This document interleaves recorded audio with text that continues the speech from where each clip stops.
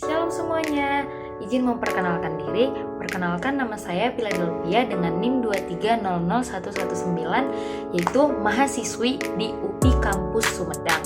Di sini saya akan menjelaskan materi mengenai bagaimana kita menjadi saksi dalam kehidupan kita sehari-hari. Namun sebelumnya kita akan berdoa terlebih dahulu. Berdoa dimulai. Berdoa selesai. Oke, sekarang saya akan menjelaskan bagaimana kita menjadi saksi dalam kehidupan sehari-hari. Oke, baik. Untuk memperdalam materi, mungkin saya dibantu oleh beberapa ayat di Alkitab. Nah, ayat yang pertama yaitu pada Yeremia 29 ayat 7 dikatakan, usahakanlah kesejahteraan kota kemana kamu aku buang, dan berdoalah untuk kota itu kepada Tuhan, sebab kesejahteraannya adalah kesejahteraan.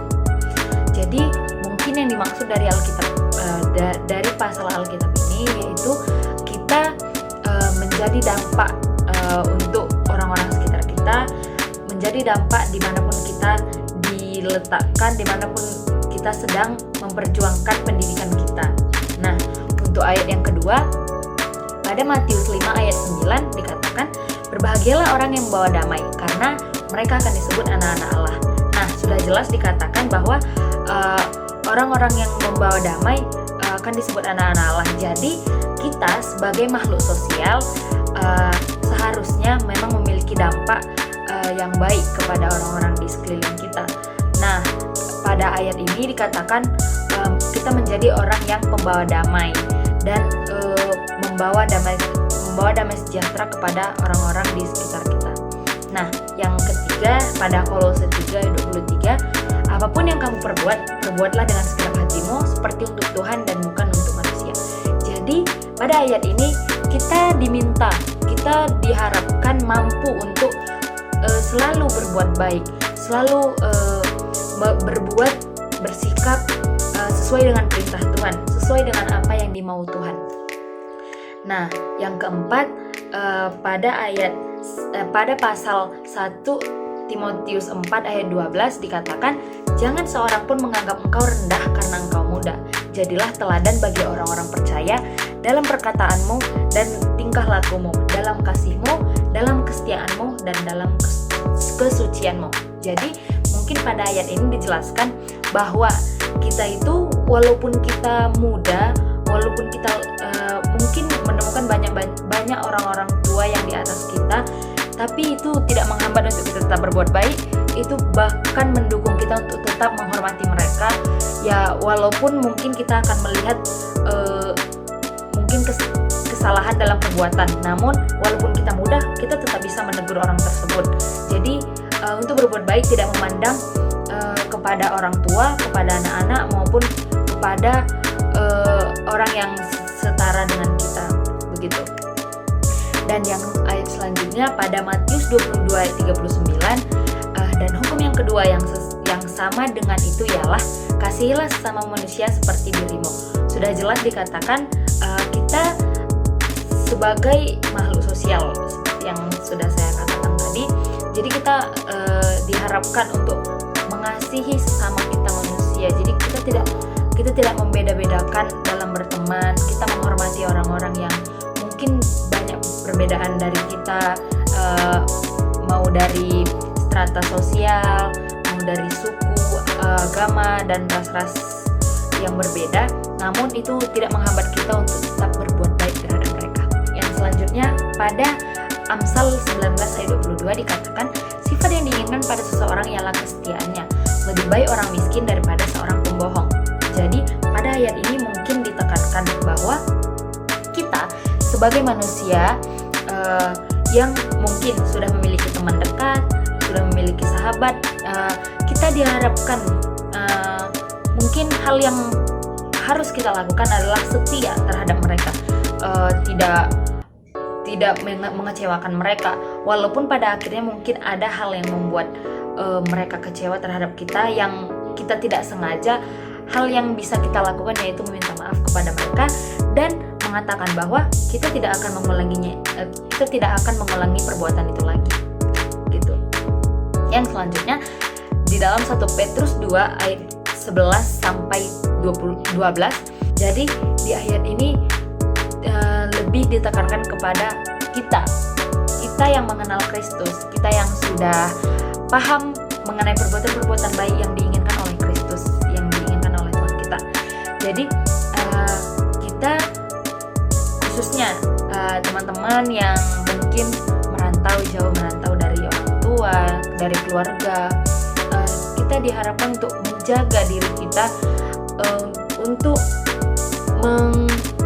supaya orang tua yang kita tinggalkan jauh dari kita itu tidak khawatir tentang perbuatan-perbuatan jelek, perbuatan-perbuatan jahat yang kita lakukan di tempat kita merantau. Jadi apa tujuan kita ke tempat perantauan itu?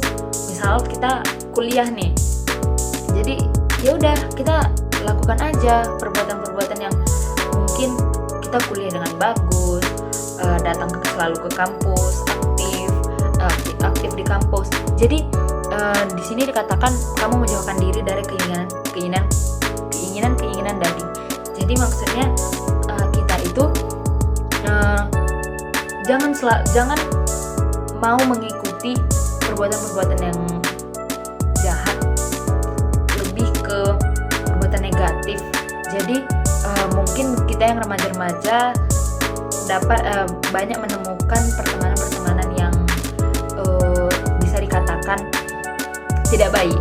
Jadi kita berusaha, kita harus mampu untuk menjauhkan hal-hal tersebut supaya orang yang sudah mempercayakan kita untuk pergi merantau, orang-orang tua kita yang sudah percaya bahwa kita aman di perantauan, tidak cemas terhadap apapun yang kita lakukan di perantauan ini.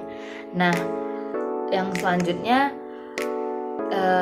saya akan menjelaskan mengenai teladan tokoh di Alkitab. Jadi Yusuf merupakan orang kepercayaan karena sudah menunjukkan sikap dan sifat yang mencerminkan orang Kristen ya, yang maksudnya kayak berbuat baik, benar-benar mencerminkan kalau hidupnya penuh dengan kasih gitu. Bagaimana cara agar terus membawa pengaruh baik dan menjadi saksi?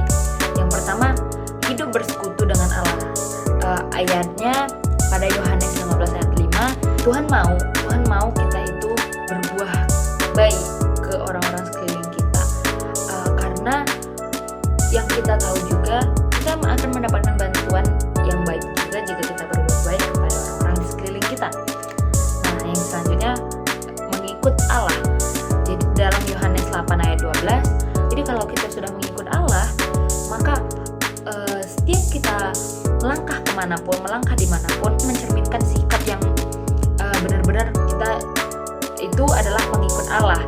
Jadi orang akan menandai kita bahwa orang akan tahu kalau kita yaitu pengikut Allah. Nah,